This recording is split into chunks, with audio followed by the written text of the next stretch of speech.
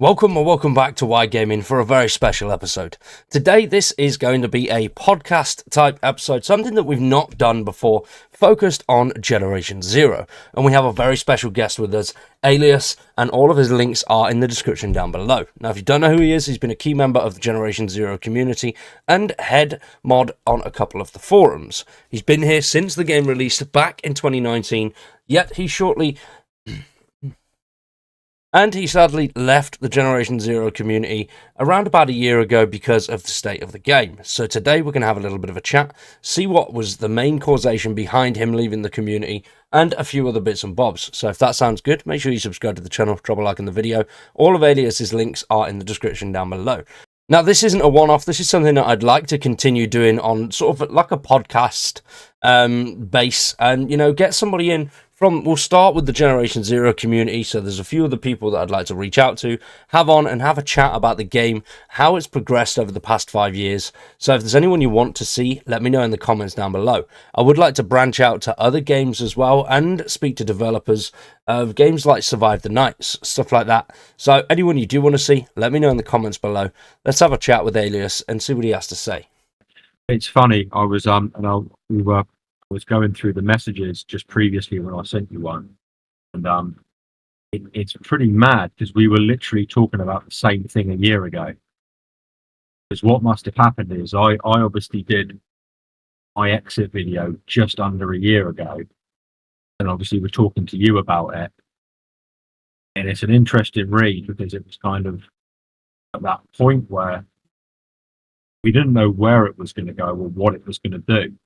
It was just stuck in limbo, and obviously there'd been such a kind of history leading up to this point, obviously with self being a very early day one kind of player, and I joined it obviously day one, and we formed the community from that, obviously under Pontus's reign.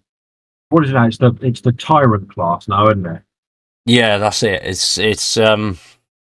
is strange. I see what you mean though. Like when they were bringing out stuff like the Reaper, it was just like, oh, that's cool. But now, what are they doing? Do you know what I mean? It seems to be the same thing. Yeah, it is the same thing over and over again at the minute. It's what they call annoying tradition. Obviously, you know, a year ago when I did Generation Exit, it was to kind of highlight the perspective of someone that's been there from the start. You know, trying to give it its due and give it a shot in the troubling times that is obviously the gaming industry. But you know, we came in with some pretty decent expectations on original gameplay, and unfortunately, overall, you know, similar to what I said in the video, it formed a tradition of always the same problems going on, and it was kind of the main kind of key point. And I re-listened to it on the way home a couple of days ago. The kind of point that I was, in summary, getting to is new ideas won't come here. They'll just kind of be cycle reanimations of stuff we've already seen, combined with the obviously necessity of additional revenue income through DLC. And what have they got now? They've got skin packs. There was moped packs. Is there and then there was an armored flat moped pack.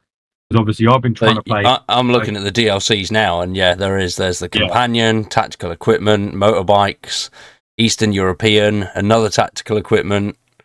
Obviously, then Phoenix Rising back in the day, base support pack, resistance weapons, base defense, US weapons, advanced intelligence cosmetics pack, Soviet. I mean, here it is.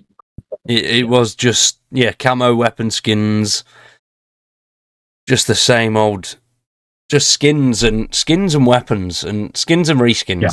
The guns, exactly. It looks like they just look different. To be honest, they don't really feel much different. Obviously, if you've got the Desert Eagle, for example, and then a DLC pistol, obviously they are going to feel a bit different. But overall, they're just the same thing. The one thing I do like about this new weapon pack, though, is that they have brought the price down, which normally they're around about £7 or £8, but this one was only a £5. Yeah. I think there's definitely the feeling I get and obviously I've somewhat had a kind of concentrated deep dive the last kind of 48 hours in kind of playing catch up. And one thing is abundantly clear that they are reaching out to the community a lot more since the video I did, especially in terms of encouraging people to come and play the test. There was like a separate server where they could do like a test server. Yeah, that's up and running all the time now as well. It seems. Yeah, I mean, they're doing that between each update. It's good to know that that's a decent. It's a decent kind of open arms gesture to the community. It's like, okay, here we are. We need the feedback, so to speak.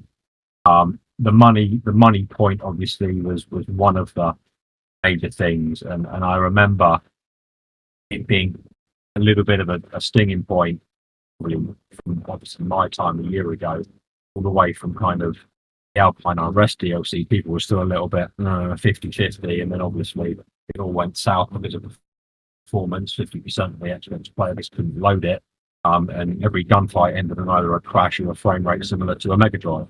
So it's a real tough one. And I mean, I'd love to sit here and kind of say what I read is new and what I learned was new, but it's kind of, I hate to admit it, but I was right. It's still stuck in the same tradition.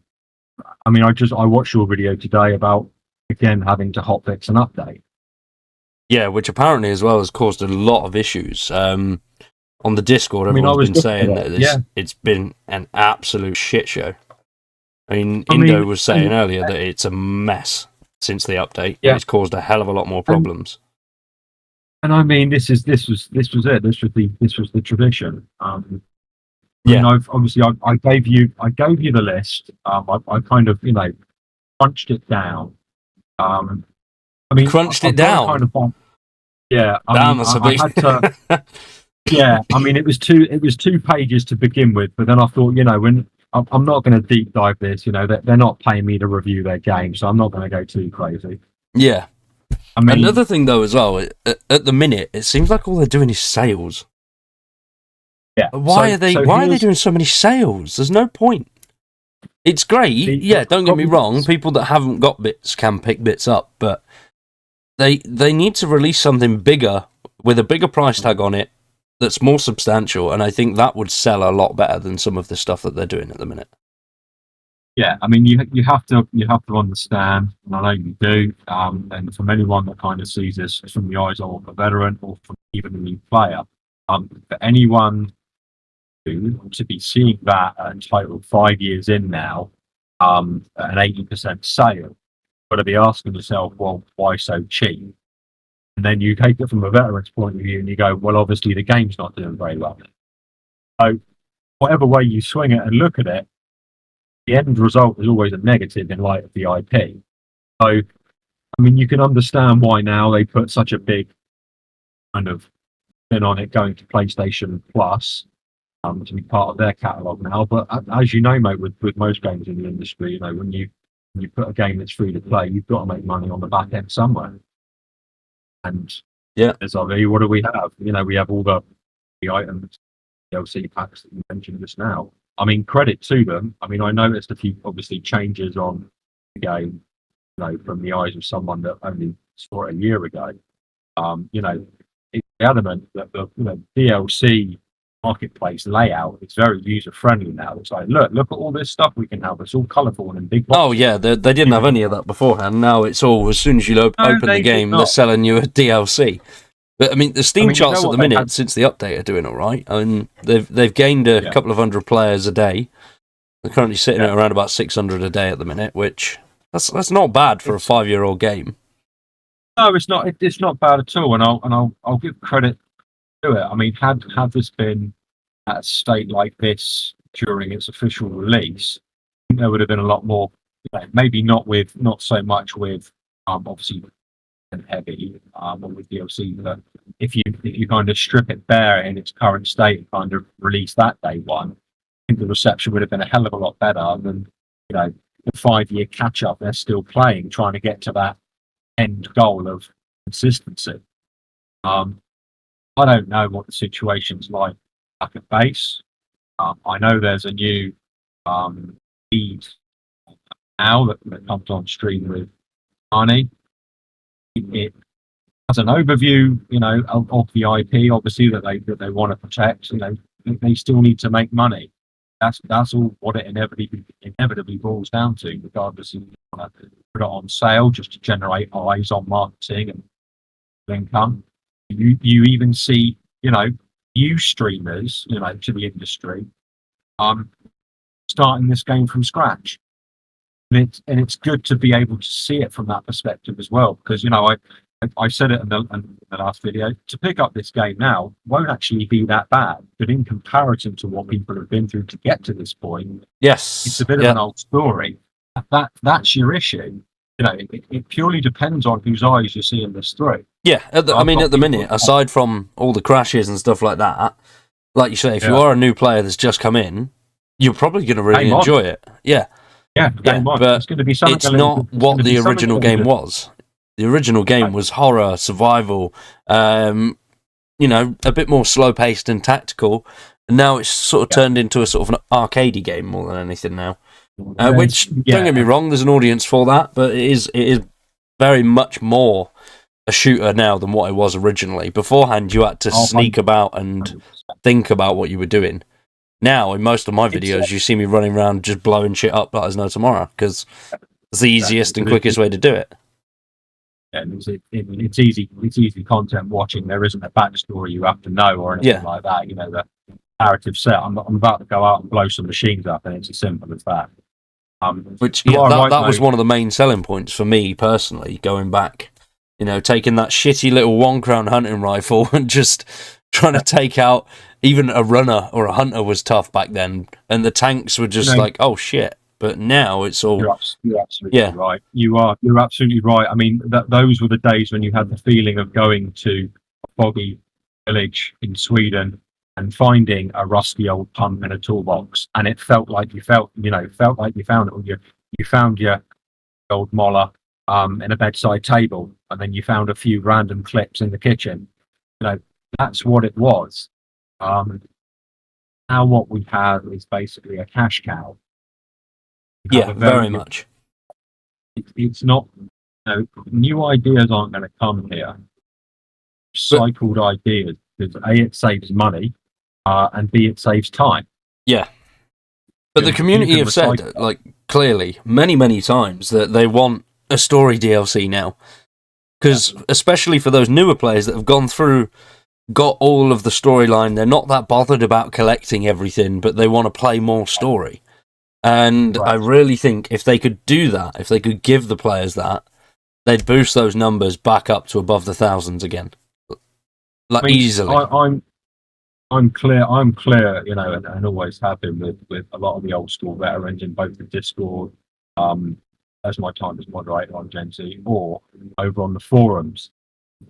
And I guarantee you would pull back at least 50% of your player base, who were there at the start, if you could bring actual substance and core story and progression of this storyline you created 5 years ago. I mean, at the moment, everything's just assumed now. It's just expected. I mean, we can obviously talk about the Tyrant. I mean, you saw my write up on it. Yes. So let's talk about, in your words, the Pigeon Prime. That's it. Pigeon Prime. Now, I thought it was a really interesting fight. I enjoyed it. I wasn't expecting it to have the attacks that it did, but as you mentioned, they are all things that we've already seen in the game. I think the only thing that was different was the turret drops along with the gas canisters. Yes, we've seen them before in their own stages, but not as one. The audio had a different pitch to it. It was kind of like a reversed Reaper screen. It was quite menacing. I mean, they got that pretty good. Yeah. But yeah, I mean, you're right. At the end of the day, I'm still pointing up at the sky, shooting at something above me. It's frustrating because I'd hoped that it would be something along the lines of a new kind of wave themselves. I mean, unless you're going to now tell me that you're going to make a Tyrant Reaper, you're going to make a Tyrant, Wolf, or whatever collection you do, it just seems to be like a bit of a kind of afterthought. It's like we need something to base it on, and then we can take all of these pieces from the jigsaw, rearrange them, and that's it. I also felt it's a hell of a lot of effort. I mean, if like ourselves, we've got rivals all over the map. We can just cannot snap to build the product. It's a game on. If you're a new player, you've really, really got to put a lot of time in to get to that point. I mean, I had all of the rivals there already, and it took me over an hour to clean up and get to the Vulture and take it down. That's with all of the high level 4 top machine rivals already there. So if you are coming in new to that, that's gonna take you probably the better part of 6 hours before you see the Vulture. It's going to be kind of endgame content now. Yeah. Unless you get carried, obviously, in a multiplayer, but that's neither here nor there. But then if you take that, as it is, you say, okay, if that's now endgame content and we're doing them in 10, sub 10 minutes with no issues at all, you kind of think, well, what have I come back for? And obviously that's what's got me kind of eyeball. And I thought, let's look at it in perspective. But, like I say, it's good, it's great fun, but it's exactly the same as the Reaper. Once you've done it once, you've done it 50 times. Yeah. Same with the missions there, the new automated missions, the weekly mission that comes out on the Tuesdays. That is the rotation of what is it, 3 or is it 4 missions that are all the same, and it really is a little bit disappointing. It would have been nice to have a mission that was a little bit longer, a little bit more thought out, but these just seem very, I've got an idea, right, let's go there, destroy that, and then that's the mission done. And when these were first announced, it was going to be a sort of 10, 20-minute mission and something to play around with, but it ended up being you can get them done in 3 minutes. The longest that's taken me to do these missions was, I think it was 6 minutes, and that was using the shittest gear possible. So not even the 20 minutes that they were talking about. So there's not, other than obviously the Vulture, people want to come back and see it, there's nothing to bring old players back into the fold anymore. There you go. I mean, you got to give them credit. I mean, they tried to player retention, obviously, with the Femtail station. That was obviously early days, but obviously... Yeah, but the thing with that was sign the creation of the Avalanche account. That was a big issue there. I mean, if we didn't have to create that Avalanche account, I think more people would have been welcome to that change. That's exactly it. We were both there. I think we both did videos on it, and it went down like an absolute rock in the Discord. And there were a lot of people in terms, why on earth down on wanting to give data to an in-game feature. This is nuts. Obviously, whatever the back end reasons for that were with their own doing, but a lot of bad mini YouTube account, which obviously Femtail Station, which daily comebacks, but then that didn't work, and the rewards weren't working properly, and it wasn't tracking, so they had all that issue. And then the bases came, again, player retention, build a structure now, and my god, all the problems with base. We had the spawning and this head shield generators that weren't triggering, and end stages that weren't triggering, and okay, we'll bring a new class of machine in to spike it, and then there will be issues with the weapon drops and the machines themselves just absolutely going, not generating, stuck in limbo, stuck in the air. And they've tried, they really have, they really tried to put the player retention out there to bring them back. I mean, you even see it now in the, I call it in the list, skill tree 2.0. Yeah. As me and so many other members have gone with this skill tree level 31 cap stuff, or level 31 skill point cap. It's just odd. It's just weird. So it took them the better part of 4 years to even fix that.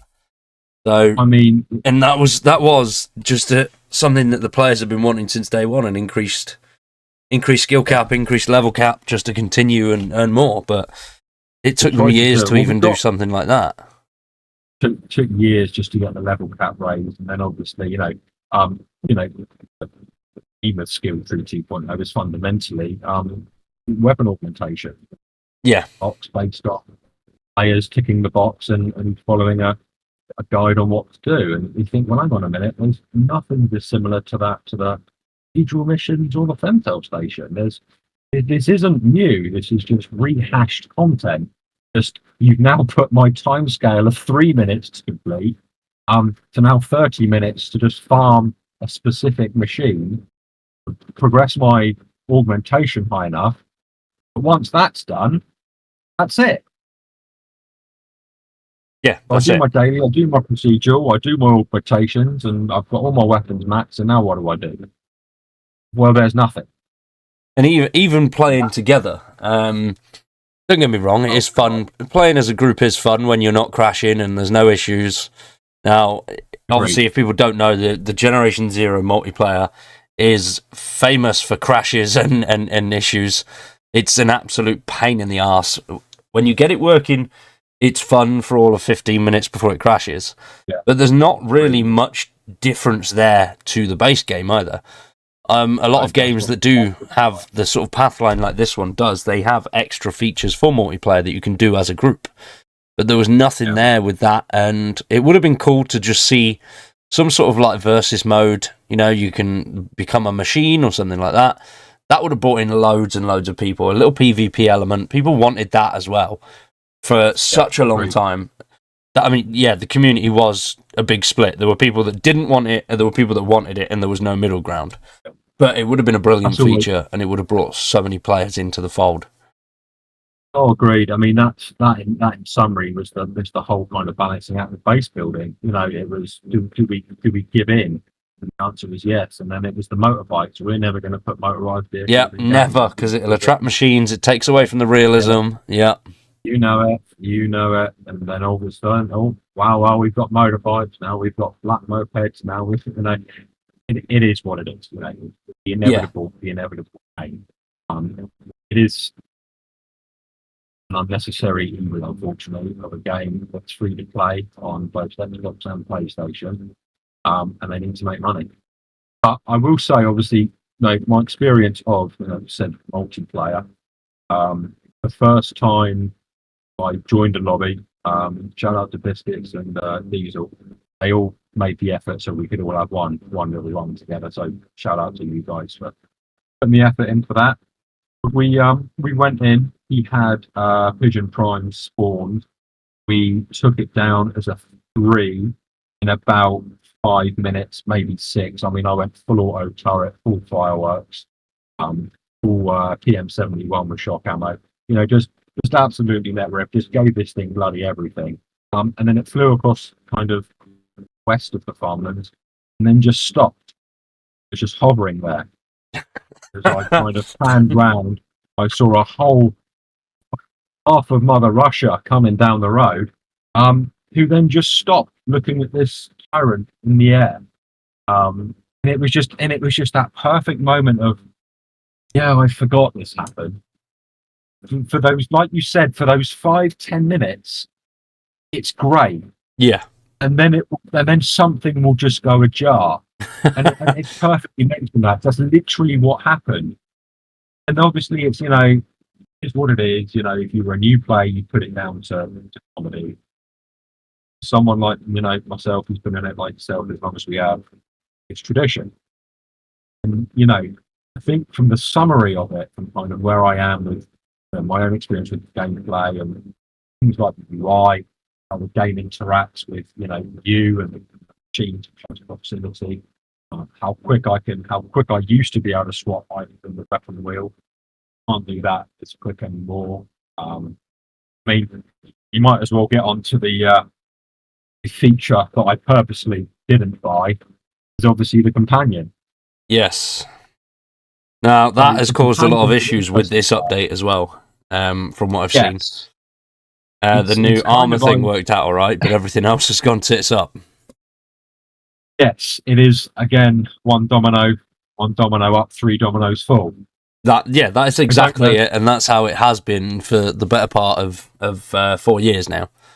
Yeah. I remember towards the end of my days as moderator, and I was saying to the boys, you know, End of the day, +2 on -10 is -8. You're still not into zero, and you're still not making money. Still in the red. Just because you fix one thing, it doesn't mean that everything's forgiven. You still have to backtrack and backpedal. And here we are again in a situation where concept has been integrated into a game that's, let's not forget, built on their own in-house engine. It has gone flat on its face. I mean, I was reading in the forum earlier. So what have we got? I can't get my companion out of a storage box. It's stuck in there. Yep. Companions' weight going into your inventory and weighing you down. Yeah, lots of stuff has gone wrong with the companion with the Skyfire update, and it seems like the hotfix has addressed a couple of the issues, but primarily there's still a decent chunk in there with that companion issue. I mean, I noticed a couple of things with it. I mean, I didn't actually, I couldn't get my head around it at first. I was like, well, how the hell do I deploy my companion? Do I need to go to this engine crane? And I'm looking around and I'm like, to YouTube, I said, how do you deploy? He said, you put it in your weapon wheel. I was like, what? I've got to carry this thing with me? Yeah. You'll be fucking having a laugh. You'll be having a laugh in, yeah? So you're telling me. But then the irony was, I was looking at it and I was like, okay, so it's a weight of 1. I said, okay, fair enough. You can spare 1. But then I noticed the weight of an experimental clock, and that was 5. And I was like, so are you actually comparing this companion runner to the weight of a magazine clip on a pistol? I mean, if you take the fifth of a weight of a pistol, what's it going to be? The weight of the clip? Maybe the weight of the barrel? Well, hang on a minute. How can this runner weigh 1 and this clock, this pistol, weigh 5? And then I was like, well, okay. How about using it as a storage mule? And lo and behold, you can put 8 turrets in it and weigh it down with 32 kilo, and then put it back in your inventory as 1. Hey, right, so you're telling me that's a good bug. I like those kind of bugs. That's much better than the which is game on. You know, absolutely fine. If the cost of 1 gets me 31 kilos more, and I've got to put up with this robot, well, okay, yeah, that's a win-win. But again, the problem is as well is they will fix that issue so you can't do that, just like they did with the GRG. That was an absolutely insane bug where you fired hundreds and hundreds of rockets at once, and I missed that so much. Oh, it was good, but they fixed that, didn't they? And there were so many other issues that were actually annoying people, and those things were good, and they did fix. Yes, they are bugs, they are slight exploits, but when you're playing single player, it doesn't really matter, and there's no PvP, so you can't exactly blow your teammates up. You know, they did take away things that were fun. Yeah, of course, yeah. They did. The same way they took away the glitch back in the tile menu where you could put a 250 round clip on a pistol and put fucking 50 round caliber rounds in it. You know, you can make yourself a grenade shotgun. We remember these days, mate. They were the golden era, and that's what they were there for. They were there to be kind of enjoyed, manipulated with. You know, it was still a bit janky at the best of times, but you had to remember, you know, that was the luxury we had. Fortunately, like we say, you know, now the more there is now, the more things to go wrong. And it really, and I wanted to say it annoyed me, but I really just felt quite sad for them, because you'll never shake it now. I mean, even new players that have come for the Tyrant have gone, hang on a minute, this was working fine before the update. What have they done? They go in the Discord, they go in the forum, they go on Reddit. What do they find? They find, I can't do, something has, this is broken, and we're back to square one again. And it is annoying, and I feel for it, you know, because, you know, how many times do you need to dance this dance before you finally say to yourself, you've just got to do better? I mean, with this, I was thinking about this the other day. Compare the situation of Generation Zero to any other game in the last 5 years. Let's compare it to say Vampire Survivors. Every single time they update it, something went wrong. Then they had to release another hotfix to fix it. And then there was balancing issues, and there were things not loading, and there were characters not appearing, and then there were drops not working, and the balance was all off. You think it would last after 5 years in the gaming industry? Give up and go on to the next thing. And that's what, sadly, I think Generation Zero has become. It's just become a very neutral game to play now. And like I said, bring something to the party that develops where a lot of players left it, and you'll find that you'll get a lot more back. What I often ask myself, and I'm sure I'll ask you as well, Bud, do you think they can do it? But that does bring me to my point of the track record is not the greatest. So obviously we have Second Extinction, we have Ravenbound, which, fair play, Ravenbound did well. They finished it and then they moved on. It wasn't meant to be a live service. But then obviously Second Extinction was a live service and they shut down those servers with little to no news. Yeah. Yeah, with little to no news, they just completely abandoned it after such a monumentous update that they'd planned, which so many people were excited for. Their 1.0 launch was coming. And then shortly before that actually came, they just went, oh, sorry, no, it's not coming now. We're shutting everything down in a couple of weeks. We'll let you know an exact date. So, oh, okay. And now they're obviously starting up this new game, which Frontrunners is their it's not the name of the game. I don't know whether you got into the Frontrunners testers phases or not. No. I pulled the plug on everything. Yeah. So, well, for those that don't know, the Frontrunners is not the name of their new game, but Avalanche Studios is making something new. It's currently in the works, and Frontrunners is Avalanche's new system for testing, trialing, and seeing what people think. Basically, your beta testers for Avalanche, not just for one specific game, but they started the Frontrunners program for this new game that they're bringing out. And from what I've seen and heard of it, it's not the greatest. Obviously, it's very early days, so they are in. I think it's pre-alpha at the moment. What's the ethos here, Wide? Is it are we? What's the story behind it? What is it? So basically, there's no footage out in the open. But there's a few people that got into the Frontrunners program and have tested the game. And it seems like a very strange mix of well, I don't know how to describe it from what I've heard. But there's definitely nods to Generation Zero in there. And it's very, very much... It's not Generation Zero 2. I can say that now 100%. It is not Generation Zero 2. They have said they're not going to do that. They're just going to continue with this one. But yeah, this one is coming from Avalanche, and yeah, don't get me wrong, the studio Avalanche has brought out some banging titles. Obviously, they got the Hunter Call of the Wild, which once again is another major cash grab. Just adding the same things in for a little bit more money. But a lot of the Hunter franchise games, so Hunter Call of the Wild, Hunter Angler, all of that stuff, they do relatively well. There's a big market out there for that type of game. Obviously, Mad Max as well is done by Avalanche, so the company does have a very, very good track record, and hopefully this new game is going to be something that can scratch that itch of Generation Zero players. I mean, obviously, I'm not holding my breath, but it could be something good. And it's interesting you bring up the whole timeline of how Generation Zero. So obviously, Generation Zero was fundamentally based on Call of the Wild. Some of the early day players will remember some of the early references, some of the buildings that were just literally a copy paste to Generation Zero. And the infamous first aid kit, if you remember that one. Yes, I do remember that. Yeah, it's early days that one, mate, with the holy hand grenade days they were.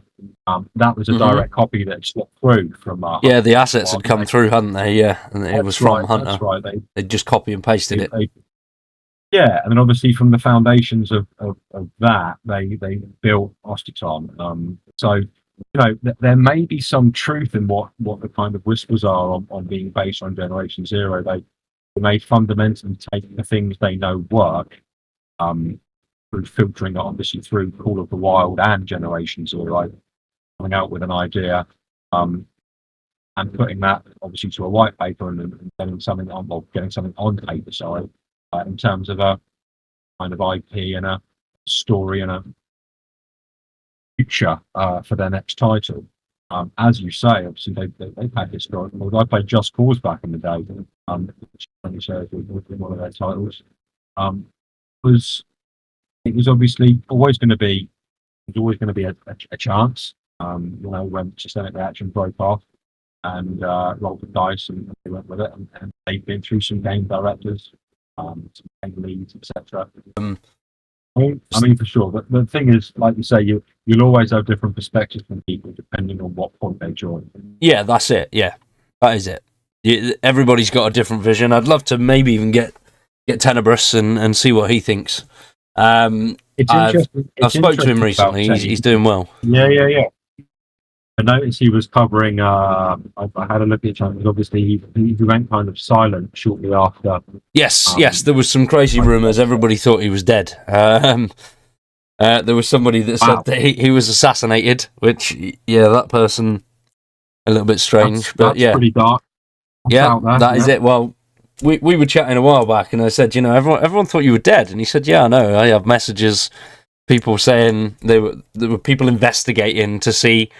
Somebody was calling the police around where he lives to see if there was any record of any deaths or someone of his name. Wow. It was crazy. It was crazy. But yeah, he reached out and he just needed some time to unwind, and then he started something fresh, something new, which is great. It's good to see. It is. Sometimes taking a step back and look at it from a different perspective in terms of the long term, what the future holds. You think to yourself, maybe my time would be better spent elsewhere on something that is a little bit more rewarding and a little bit less traditional. Yeah. Drama every time.